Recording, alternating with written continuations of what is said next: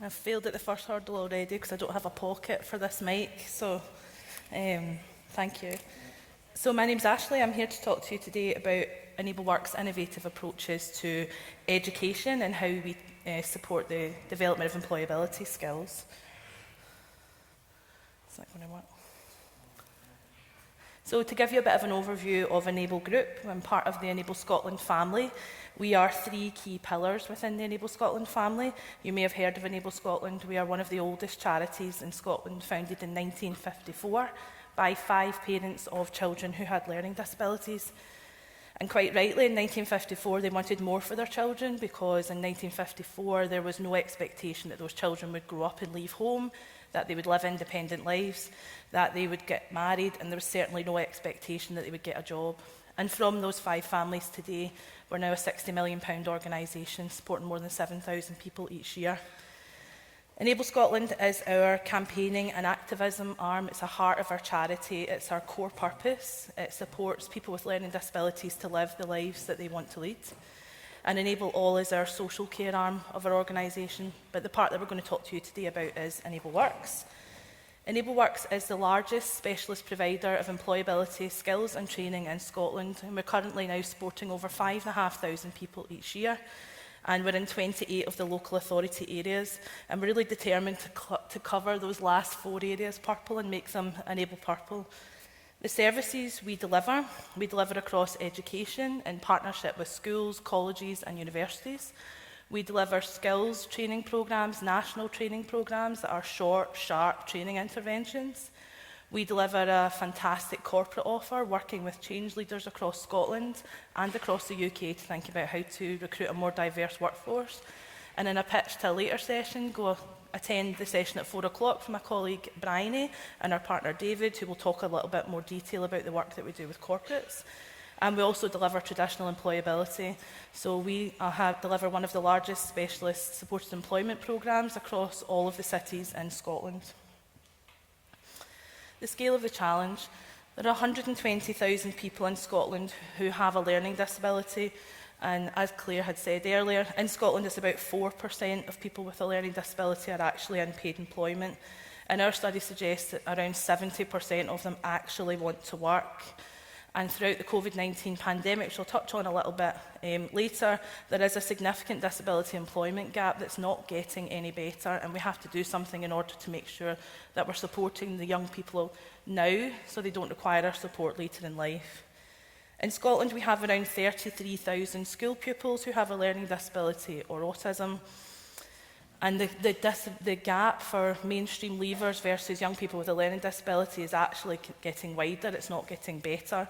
So we're at a really key moment, because if a young person with a learning disability leaves school and they don't have a positive destination, they're 4 times more likely to be unemployed by the time they're 25. And what that creates is a lifetime reliance on the welfare state, lower resilience, and they're less likely to go into a job later on and have that successful adulthood transition. And that key stat at the bottom there is around 4% of school leavers who have a learning disability go to university. And that's quite staggering when you consider 45% of what we'd class mainstream school leavers go into university. So we have a real aspirational gap for young people with a learning disability as well, which is creating problems later on in life. A little bit of the impact of COVID-19. So 1 in 5 people in Scotland would report as having a disability, but 60% of the COVID deaths were related to someone who had a disability. So obviously there was a significant health a disparity around people who have a disability and the health implications around COVID. 46% of adults in the most deprived areas in Scotland are classed as having a disability. So they're more likely to be experiencing poverty. They're more likely to be in jobs that are lower paid. So therefore, they are less likely to be able to get out of that cycle of poverty. They then can have children who go into school, have lower aspirations, and that cycle continues for the next generation. Significant issues with impact to access to services. There was a huge assumption that we all moved online, and that was fantastic. But there was no indication about whether someone was digitally enabled, whether they had the tech to be able to deal with online learning. We had looking at those stats around poverty, we had families having to decide which child was able to access online learning. So if you're an adult learner who's left school, you were not a priority for that family. So that created real issues with access to services. So we could get you the tech, but how could you learn to use it?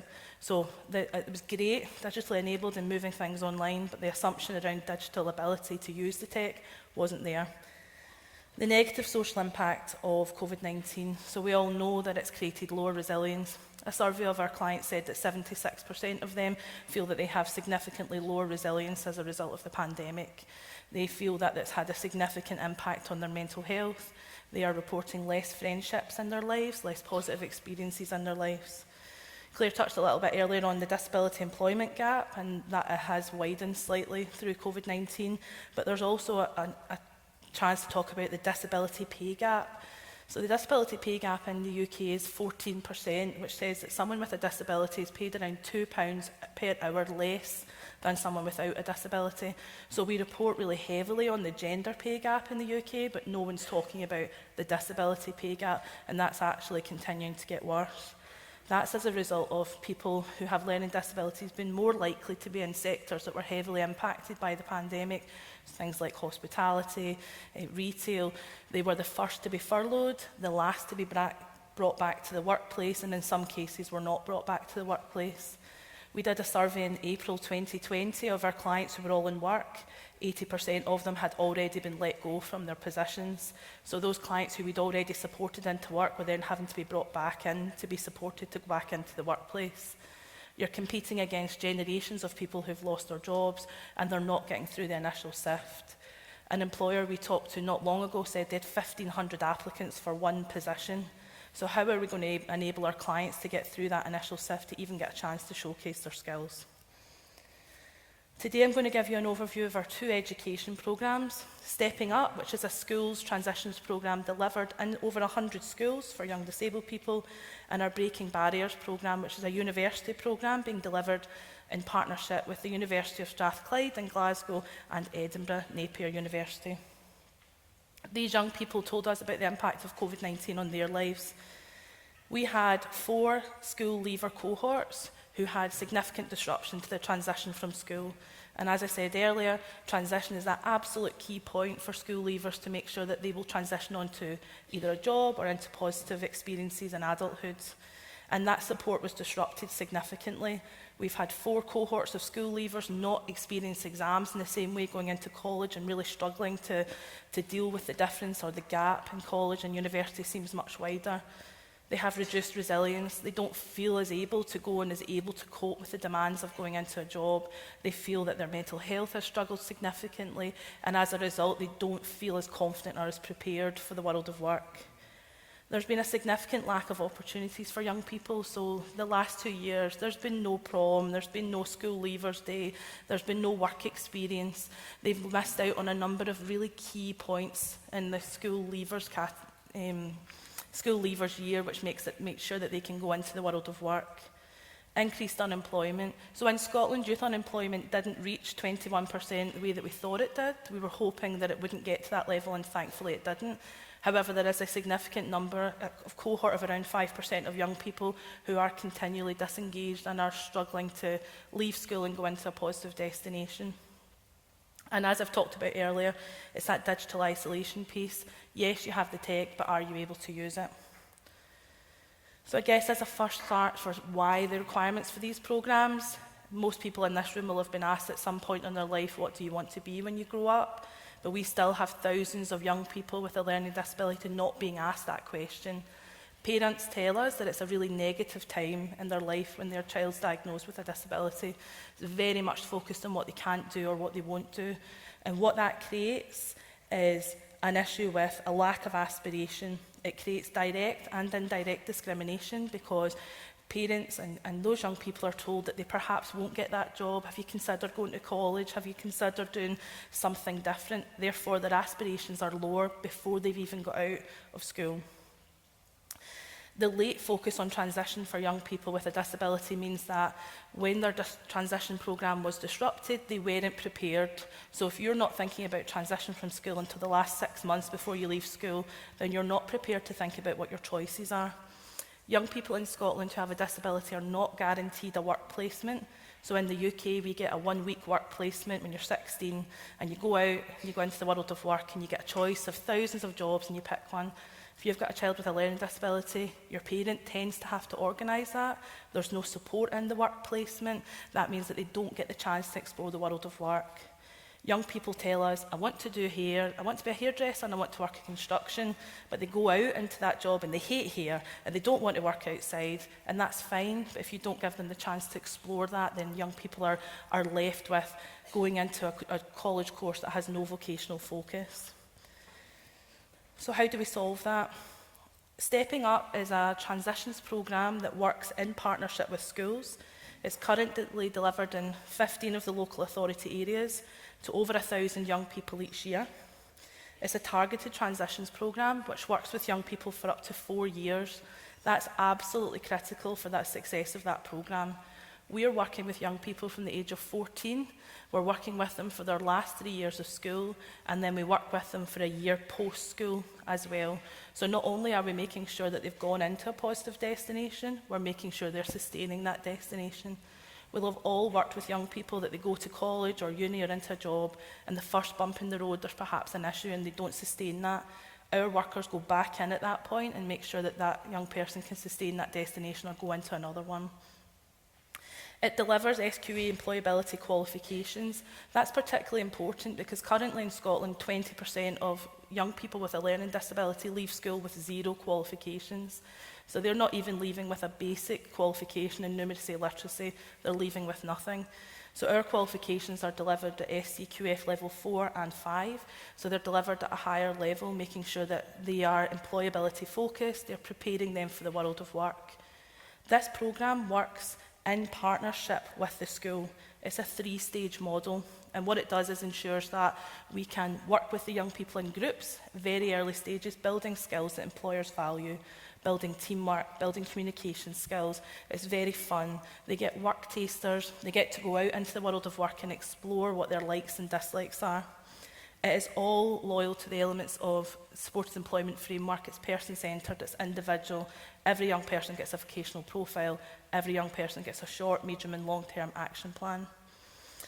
It's delivered in complement to the curriculum, and that's really important because it works alongside teachers. It makes sure that it is delivered together with the school and not separate to the school, which means that those staff are absolutely embedded in that school. They're part of the school staffing.